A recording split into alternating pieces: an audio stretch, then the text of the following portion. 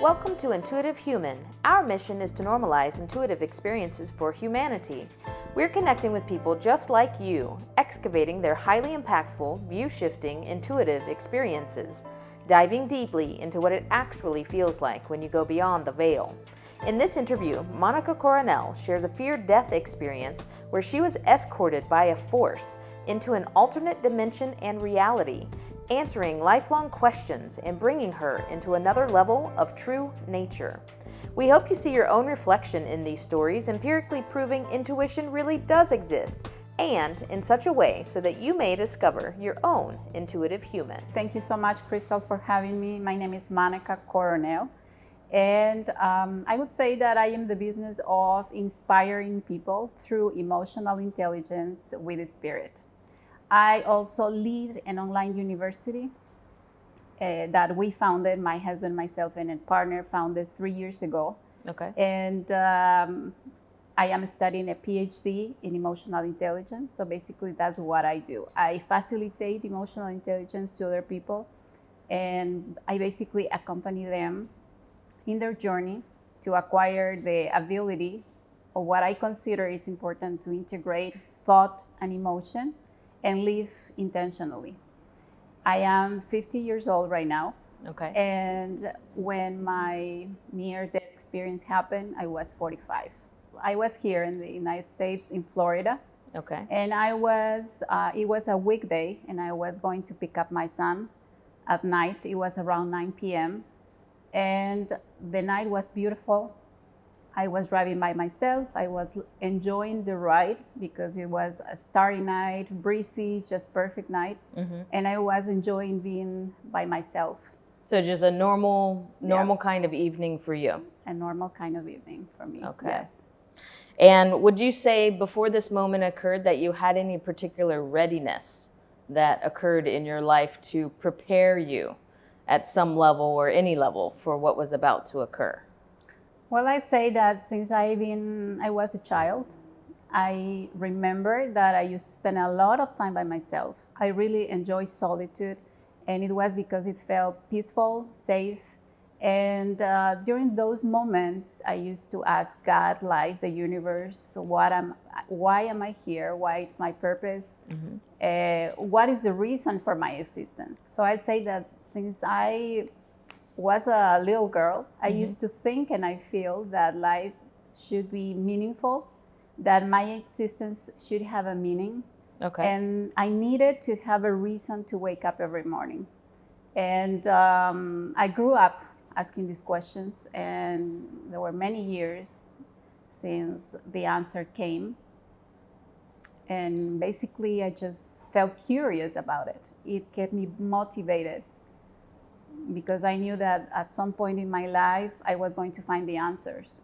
What is your home country?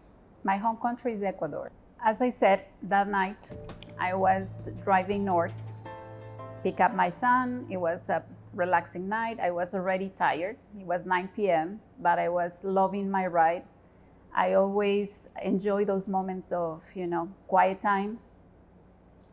And everything was just normal. I was on the highway, and suddenly a big animal ran across the highway. I don't know what it was. It looked like a big dog. I don't know. It was very unusual because in Florida, we don't have that kind of situations often. And it came out of nowhere. And the first thing I heard, a voice in my intuition, it was, don't hit the animal.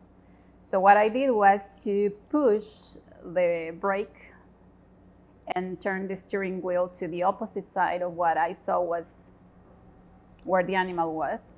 And since I was driving around 70 miles per hour, I felt that the car shook violently. And I thought I am going to crash. Okay. And I was expecting the impact, but instead of that, what happened was that I felt a strong and powerful force. I think that's the best way to describe it. And it was powerful, it was compassionate, it was loving, and it was like an embrace basically what I felt was that I had no option but to surrender to it. And I felt completely safe. And what I noticed is that my arms were pulled towards my body. So basically nobody was driving the car. And I just closed my eyes and I just let go. And at that moment, I felt that I was in a different dimension. It was abstract. There were no forms. I felt that I was complete. There was very deep feeling of sensation that I was finally complete and wholesome. I felt profoundly joyful, grateful. I felt the greatest love I've ever felt, ever. It was ethereal. It was infinite. It was eternal. It was abundant. It was just a sense of connection, of deep connection with everything. Do you have any sense of how long this moment was? No, I have no idea. While I was there, I thought it was forever. I didn't have a sense of time. Okay. Or space. I didn't have any memory about the world as we know it here. And at some point, while I was experiencing this, I saw myself, my body, floating across the car. And even when I saw myself, my body, I didn't think. I didn't say, oh, it's my body, is the car, is the world.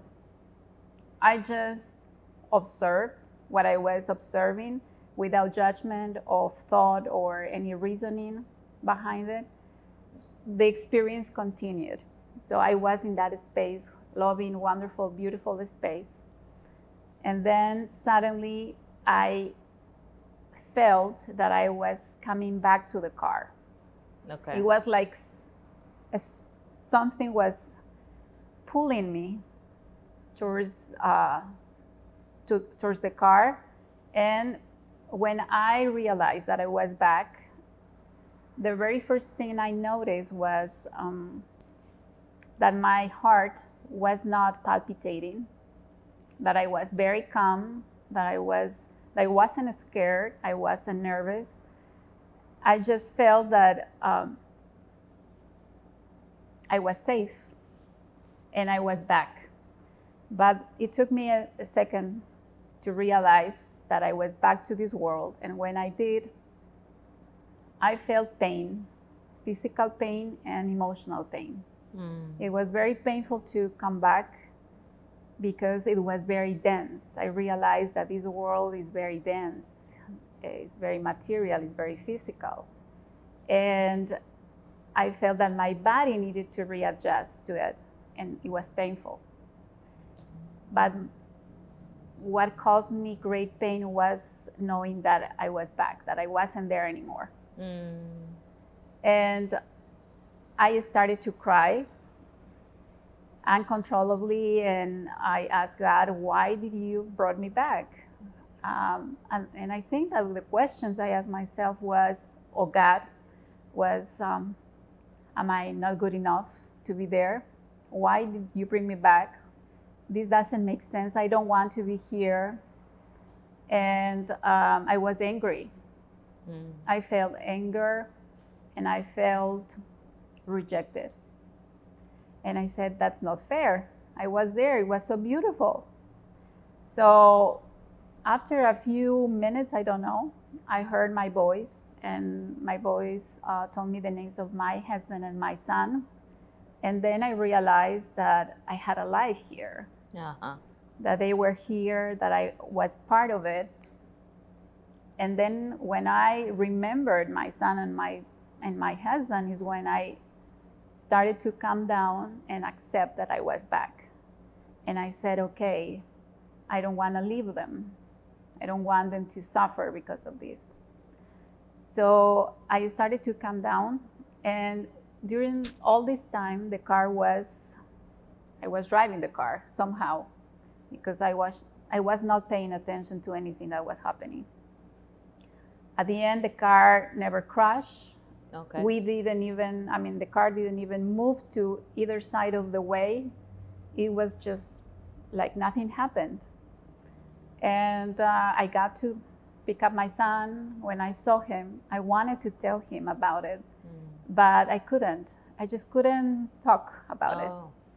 It was a feeling like this is too sacred to share it.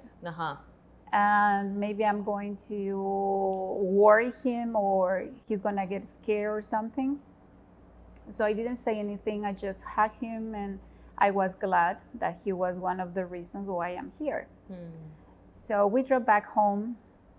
When I was alone by myself in my room again, I asked God, why? Tell me please why I am here. I really want to see it, because there must be a reason. And what I heard was, you're going to understand it as you go on. And that was the moment when I realized that it was no reason for me to keep asking God, why am I here? I am here. So I have to accept it, but I surrendered to it, and I said, okay, there must be a reason. I trust you, and then I will be the vehicle for whatever you want me to do. And I didn't share it with anybody, not even with my husband, for a few months, actually. I don't know why exactly. It was just like I couldn't verbalize it. There was not a thought that said maybe they're not going to believe me, or maybe I was afraid, or maybe there was no reasoning behind it. It just felt natural not to say, not to share the story with anybody. Until one day when I was with my husband having breakfast at home, and I don't know why, because we were talking about different things, and then I suddenly felt the need to tell him. And after I told him, obviously he was in shock. Yes. And after I told him, I realized that the reason I didn't tell him before, it was because I didn't know how to explain that I didn't want to be here. That I was mad at God for bringing me back, that I didn't remember them, that I didn't know that they were here, that they were part of my story. And I was afraid that how he was going to feel about it. Right, naturally. Yeah. Right. When it started, you were sharing with us that you heard the voice that said, don't hit the animal. Right. And would you say that you heard through your normal ears, or through some other kind of sense of hearing? And in that experience of hearing, was it in your head, or was it a body kind of hearing that happened somewhere else in the body, not in the ears? Or how would you describe, if we kind of slowed that feeling down of hearing the voice say, don't hit the animal? All right. So as soon as I saw the animal, my whole body tensed. Okay. I knew that something bad was going to happen. Okay. And the voice that I heard, it was a very clear voice, but it's a voice from a different level. The way I can describe it is a different level of consciousness. Okay. It wasn't of fear. It was more like an alert. And it was a voice that was trying to keep me safe. That's how would I describe it. So would you say that it felt protective? Yes, it felt protective. It felt very clear, and it felt calm. It was not in fear. It was not in panic. Okay. It was a clear direction of like somebody's guiding you, knowing that nothing is going to happen, but you better don't do that. And would you say that the clarity and the calmness of the voice was able to cut through your body's tension and your physical panic state, or what was happening with all the tension in your body, to have it contrasted with such a clarity was kind of shifting, that it was, you were able to notice this other thing guiding you. Right. And that it wasn't the panic. In other words, it wasn't your voice, an inner voice of your own. Right. Because you were in a state of a heightened kind of panicky state or tense state. Right. Yes, okay. It was. It happened so fast that the very same moment I heard the voice, I reacted. and I pushed the brake of the car. Okay. Because I knew that I had to slow down not to hit the animal, and I needed to change direction. So it was really quick, and I just did it. I just did it. But then I realized that at the speed that I was driving, it wasn't a good idea, because obviously the car was going to turn or something. Yeah. Can you tell us a little bit more about that moment of, and there's a few pieces to it. So the first piece would be about the force. And I think you described it as a hug and compassionate. Was it magnetic in any way, or did it like pull you or push you or surround you? Or what was the experience of the force as you're describing it? What I felt was like a force coming from facing me. It was facing me and then surrounding me. Okay. It was so powerful, like the time is slowed down. And it's okay to kind of close your eyes and feel it if you need to. That's totally that's okay. I think that's a good idea. It was like an embrace. It was loving. It was safe. I felt that I didn't have an option, but it wasn't against my will. All right? It was for my good. And I believe it. I didn't think at all. I didn't question, should I allow, should I not allow? No, it just happened. And I knew that I can trust. And I just closed my eyes and I just let the force embrace me. And I knew that I was going to be safe. The force brought my arms towards my body. It was like, let go, let go, let go. You are safe. I am in control. You don't need to worry. And I just allow it. I just closed my eyes, and I was very happy to be embraced by this force. I didn't have any impulse not to do it or to resist. Right. I completely let go. I just didn't even think about it. I didn't question it at all. I just allowed. When you have the moment of surrender or allow, in this case, is there, it all happens so fast when we go through these things.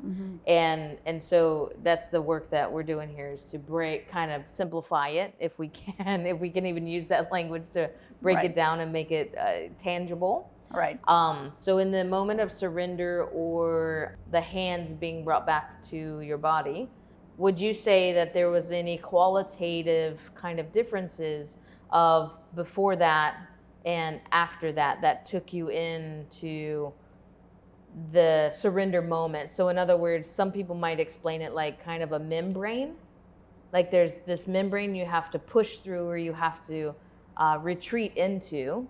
Or it could be a mental release. For example, I've had an experience where in drumming and with vibrations, I can feel that it's going to take me into another state of consciousness or something like that. Right. And I can also at the same time feel my mental hold, my control kind of mechanism holding me down. To stay here, And there becomes a very clear, and for me it is like a membranous moment that I have to like I have to choose to relax and to let go, as you say. And then like there is a moment of complete release that takes me into the other space, into the alternate dimension, to experience whatever is to be felt. And so I'm just curious if this moment of surrender or allow for you is evident in a similar way, or if it was a different way of release, or something like absolute, like willful departure of control. Yeah. I understand what you're saying. The moment it happened, it was so powerful, and the feeling of being safe and that it was okay to let go, it was so profound that I didn't doubt it. Okay. So it was immediate. I mean, I didn't think about it. I didn't have any doubts. I just let go. It was like, finally you are here, or something like this. Oh, I can finally trust. I don't know, maybe something like that. Okay. Yeah, it was very profound. It was like, it was meant to be, and I knew it. So I didn't resist. It is very hard to explain. It is hard. Yeah, we're trying to language the unlanguageable. Yeah. Yeah. Words are not enough. Yeah. Words are not enough. And to be honest with you, that's how we know that the moment shared in that experience, or in relationship with other people who have similar compassionate love experiences, or safety, or whatever, when they can't find the words, is usually when you can know that it's a real experience. Right. But then you have this irrefutable. Would you say it was an irrefutable? My experiences have been undeniable, and so I was just trying to find a word for yours that you can't never forget that. Like it's the biggest, most meaningful part of you at this point. Yes. Would that be true? Yes, it is. It is, and it was transformational, because from that moment on, one of the 3 questions that I've been asking all my life, who am I? It was answered right there. And then, why am I here? I needed to figure it out, but there was a difference between what I felt after and before, because before I didn't have no idea where even to start. And after it became very clear that if we know who we are, then the why is there. It's like it comes, they are together. And it's like intuition is heightened because then things are very intuitive. You don't have to think too much, you just have to feel it.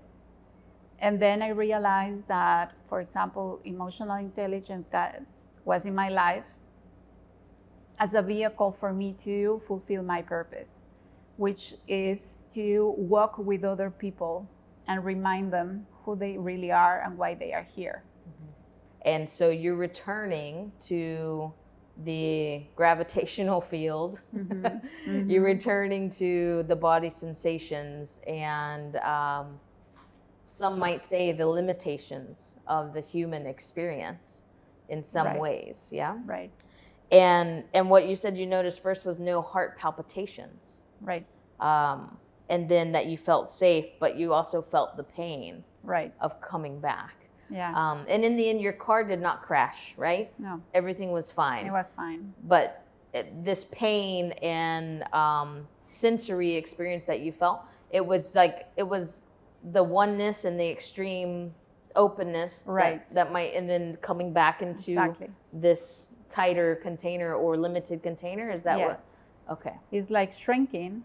Okay. It's like shrinking and becoming just a minimum expression of what you really are. And it is constraining. It feels tight. It feels asphyxiating even. Okay. It feels really small. And the other thing is the physical form is very dense. That what we really are is just light energy, and it's so light, so expansive, so infinite, eternal, open, pure, that it feels just not good. It doesn't feel good. What I feel is that we human beings have difficulty experiencing this and understanding because we mostly think and not feel. If we integrate thought and emotion, then we can have a more vivid idea of what eternity or infinite or expansive or ethereal or abstract means, or energy means. Is that we limit ourselves to just conceptualize things. And if we don't feel it, we cannot experience it. But I think we can all experience this amazing feeling of that other part of us that is essential. Yeah, the sacred part of us. The sacred. So let's talk a little bit more about the moment of sacredness, where you mentioned that it was too sacred to share, and that you couldn't really speak it. But after a few months, you finally were able to share it with your husband, and then his surprise. Right. So in these moments that kind of take us into new levels of ourselves, I feel like it's a common experience that when we see to that level of truth, beyond the veil, if you want to call it like that, and we see our true essence, or we feel it, or we feel this oneness and not separation. Right. To come back into the limited reality, right? That whole like glass, the ocean in the glass type of feeling. We have to organize. Like there's some kind of reorganization or restructuring, and in my own experience, it feels like a sloughing off of like an old skin, you know, like it's belief deconstruction, we would say, and then creating a new reality or a new belief system based on the experience. But it's that direct learning experience that you're now basing your belief or your reconstruction or reconstructing actions on. So go ahead and tell us a little bit about how that might have felt for you in these sacred moments. Like what happened in those 2 months or 2 or 3 months where you were having this internal kind of process of understanding, you know, at a simple kind of level. Well, actually, it's curious because I didn't go through a period of understanding. Since I've been asking myself in life and God since I was a child, and I was sure that is more of me and life, it was just a relief to know that in fact there is more. And I knew that I was going to get the answer one way or another. And I'm grateful because I think it was an act of grace, what I experienced. So it was not that somebody told me you are this and that. Right. I felt it. And when you experience something, it's just powerful. Yes. There is no way you can doubt it. There is no way you can question. And I think that I never, after that experience, I basically said, okay, yeah, this is my answer. And I knew that there was more. So the months that I spent after this experience not telling anybody was more like, there is going to be a time for it. Okay. I knew that there was going to be a time for sharing the experience. And when I shared with my husband, what I felt was that it's okay to share it, to talk about it, because he made me feel safe. Right. But I didn't have the same experience with other people. Okay. So I was going to ask you that. Have you shared the story with other people now? Yes. I started sharing with the people that I thought it was closest to me. Okay. And that you felt safe with. That I felt safe with. But at the end, I realized that there are people who aren't ready to hear these kind of stories, or to understand, or to experience, or maybe to just listen to somebody else's experience. That powerful, that profound. And in fact, some of those people have disappeared from my life. Okay. Because there is too much a gap now between us. Right. But not from my side. They felt that it was too much for them. I see.